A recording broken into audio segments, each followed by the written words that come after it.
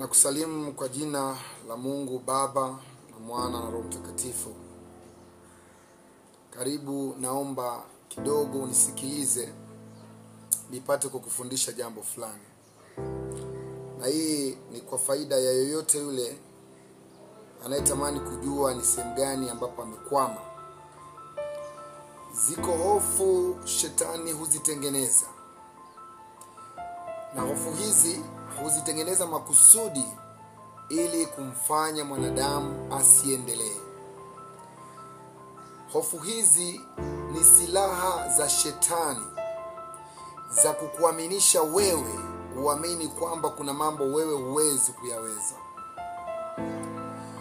Wako wetu wengi sana wamekuja kusikitika wakati wameshakuwa wazee. Umri umekwenda, nguvu zimeisha, akili imechoka, uwezo wa kufikiri haupo tena. Wanaishia kwenye stress na mawazo makubwa yanayoleta mfadhaiko katika akili, yanayoleta msongo kwenye akili, msongo wa fikra na mawazo ambayo sasa yanawapelekea kuishia katika magonjwa yanayoendana na hivyo vitu nilivyovitaja. Lakini vitu hivi shetani huvitengeneza kwa makusudi tu ili yeye akupate. Kwa hiyo wale wanaomsikiliza na kwenda katika njia ile aliyotaka yeye wamefanikiwa. Lakini pia mafanikio haya yana majuto makubwa sana mwisho wa siku. Mimi nimefanya kazi kwenye sehemu tofauti. Nimejifunza na kuona namna gani shetani anakutia hofu katika jambo lako wewe unaloliamini na kulitegemea. Lakini ni namna gani anakudanganya na kukuaminisha yale anayotaka kukupa yeye ndio mazuri kuliko sehemu yoyote katika dunia. Na kukumbusha iko sehemu hata Yesu alipelekwa katika mlima, akamwambia, tazama, nitakupa haya yote ukianguka kunisujudia. Kwa hiyo hii hofu shetani anayoitangaza kwako, anayoitengeneza kwako, shida yake huwaga ni moja tu. Anataka wewe tu umsujudie. Ukimsujudia atakupa njia nyepesi rahisi za kupata pesa, atakupa njia za kutengeneza mafanikio yako, atakupa njia za kukupa utajiri, atakupa mali, atakupa fedha, atakupa maisha mazuri, utakuwa na gari na kila unachokitaka, as long as unaishi katika mstari yeye anaoutaka. Mstari ambao mwisho unakuja kuletea mateso yale maisha yote uliyoishi. Hofu hizi, namba moja ni hofu ya kuanza. Hofu ya kuanza. Ndugu zangu, watu wengi sana katika maisha wanakuwa na ndoto na fikra kubwa za kufanya mambo fulani. Inaweza ikawa biashara, inaweza ikawa kazi, inaweza ikawa kitu chochote ambacho unaamini katika hiki nikikifanya kwa ustadi nitafanikiwa. Na ipo imani ndani inayokuambia ukifanya jambo hili wewe utakuwa mtu mkubwa, utakuwa na mali nyingi, mali zenye baraka, mali zenye kibali, mali zitakazofanya umtolee Mungu sadaka ukiwa huna mashaka. Lakini hofu shetani anakuwekea hofu ya kuanza, kwamba jambo gumu, hili jambo waangalie fulani na fulani walifanya. Atakuletea evidence hata za wasomi na watu maarufu duniani ambao labda jambo hilo walilifanya. Lakini hukuletea hofu nyingine ya woga wa kuaibika.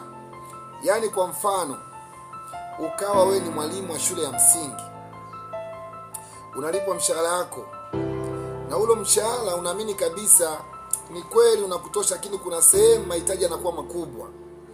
Ukaamini kuna biashara ya mahindi, nikianzisha nikaweka sehemu fulani jiko, nikamtafuta kijana ambaye hana kazi mtaani, nikampa mtaji, nikamsimamia, kuna sehemu hii biashara itanifikisha. Ukapiga gharama zote za biashara ya kununua mahindi shingapi, mkaa shingapi, jiko la mkaa, ukaweka sehemu hata kama ni mtu anakulipisha kieneo chake, ukafanya ile biashara kwa uaminifu. Iko sehemu utafanikiwa. Kuna biashara iliyoanza kwa ukubwa, biashara huanza kwa udogo. Yako maneno yanasema hata mbuyu ulianza kama mchicha. Sasa hofu ya kuanza humwingia mtu. Mimi mwalimu, nionekane kweli nauza mahindi. Mimi mwalimu, nionekane nanunua mkaa nauza kidogo kidogo. Kweli mimi mwalimu, nionekane na biashara ya maandazi. Ile hofu shetani hukutengenezea. Anakuwekea aina fulani ya comfortability, comfort zone. Ujione kwamba wewe sio wa viwango vile, wewe sio ya biashara zile. Kumbe yamkini katika ule mwanzo mdogo kuna sehemu ulikuwa unakwenda ambayo ingeiambia dunia na Afrika ama sehemu nyingine kwamba hii biashara ndiyo iliyokufikisha hapo ulipo. Sikiliza nikwambie, mimi tangu nimemfahamu Baklesa, ni tajiri mkubwa katika nchi yetu. Sijawahi kusikia historia nyingine ya Baklesa zaidi ya kuambiwa ni mcha Mungu. Yeye humcha Mungu, husaidia watu. Lakini riziki yake ameipata kwa kudunduliza. Wengine wanasema alikuwa muuza viatu, mshona viatu, anauza na karanga zake pale, ana chupa za chai anauza na kahawa.